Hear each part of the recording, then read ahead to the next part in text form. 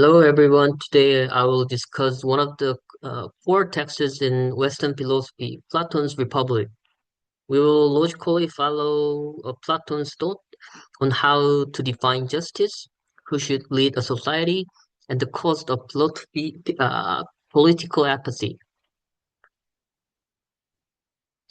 The discussion starts with a fundamental question: what is justice? However, searching for the exact nature of justice inside a single person is extremely difficult because the human's mind is internal and complex.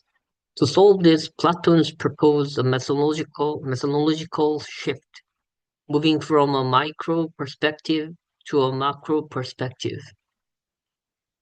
Platon's argued that analyzing justice within a single person is too complicated to observe directly. However, a state is essentially just a giant reflection of the people within it. Therefore, Plato introduces a structured approach.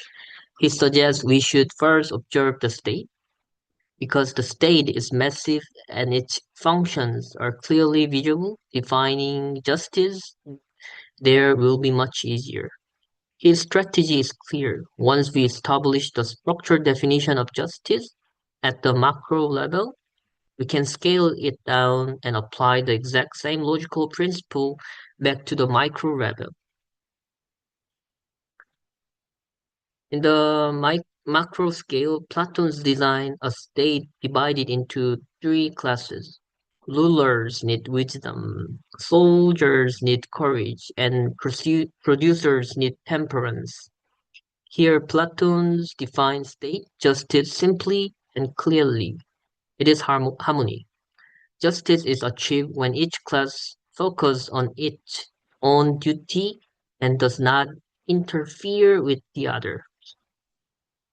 Platon then brings this concept back to the individual. He suggests the human soul has three parts matching the state: reason, spirit, and appetite. Therefore, individual justice is internal harmony. A just, a just, a just person is someone whose logical reason lead their mind, controlling their blind appetite with the help of spirit. This brings up the next logical question. To maintain this perfect harmony, who should lead the state? Plato introduces the concept of the philosopher king.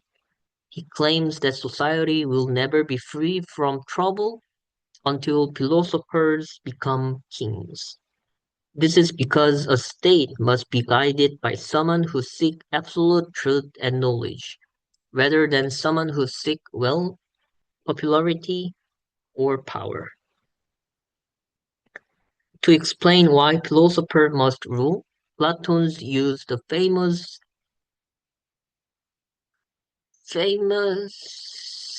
allegory of the cave.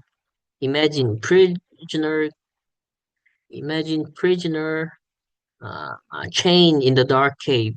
They only see shadow on a wall and think the shadows are reality. A philosopher is someone who breaks the chains, escape the cave, and sees the real world illuminated by the sun. Once they see the truth, it is their moral duty to return to the cave and guide the others, even if the prisoner refuses to believe them. But here is a practical problem. Philosophers prefer studying the truth outside the cave, while they voluntarily take the stressful job of ruling. Platons give a realistic answer. The heaviest penalty for declining the rule is to be ruled by someone inferior to yourself. Competent and just people do not govern the personal glory. They govern simply to protect themselves and their society. If the capable avoid uh, politics, the corrupt and the foolish will take over. To conclude, the Platon's republics leave us the profound implication. First, justice is a structural harmony. A society works only when reason overrides raw desire. Second, Platon's witnessed his teacher Socrates being executed by ignorant mob. He knew deeply the dangers of mob rule, that without a focus on truth, democracy easily fell to public emotion. Therefore, this book is a powerful call from obligation. The just and the capable must not retreat into silence.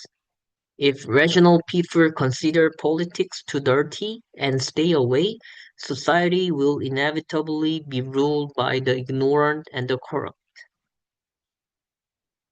This concludes my brief introduction to the Platon's Republic.